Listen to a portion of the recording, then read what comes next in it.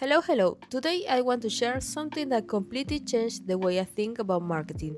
Let's look at three successful companies: Duolingo, Lovable, Zapier.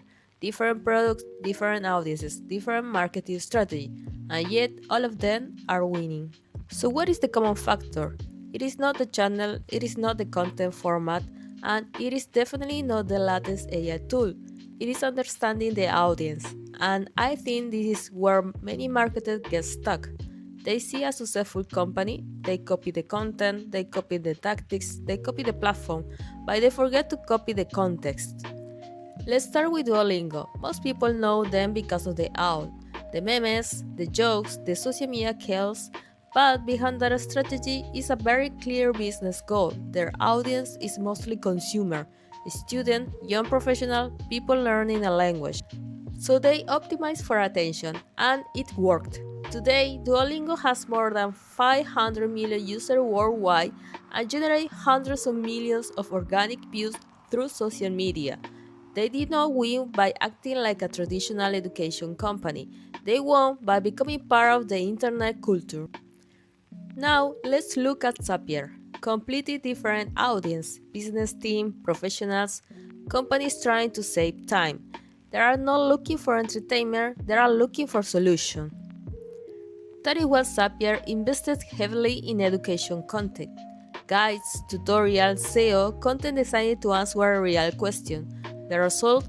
More than 10 million users and one of the strongest content driver growth engines in SaaS. And then there is Lovable, one of the fastest growing AI companies. Their strategy is different again. Instead of talking about features, they show what people can build: real products, real demos, real use cases. Because founders and startups want proof, not promises, and the result has been impressive.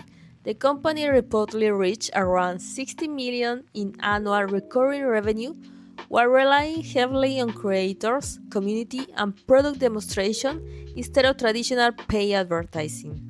And this is the interesting part. If you only look at the tactics, this company looks completely different. But if you look at the audience, everything makes sense. Duolingo optimizes for attention. Zapier optimizes for education. And Lovable optimizes for proof. Different audiences, different buying journeys, different growth engines. I think this explains why so many marketing strategies fail. Not because the content is bad, not because the team is not talented, but because companies often copy tactics without understanding why they worked in the first place. A meme strategy worked for Duolingo. That doesn't mean it will work for a B2B software company. SEO works for Zapier. That doesn't mean it should be your first priority. Product demo work for Lovable.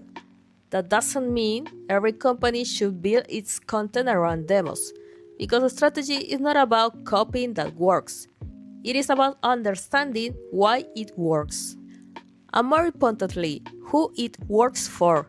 The real advantage is knowing who are you trying to reach, what do they care about, what problem are they trying to solve, because once you answer those questions, the content becomes easier, the challenge becomes clearer, and the message becomes stronger. Maybe that is the lesson. Marketing is not about finding the best strategy, it is about finding the best strategy for your audience. So now I'm curious, what do you think is more important? The right tactics or a deep understanding of your audience? So thank you for being here and let me know what do you think about my content. See ya!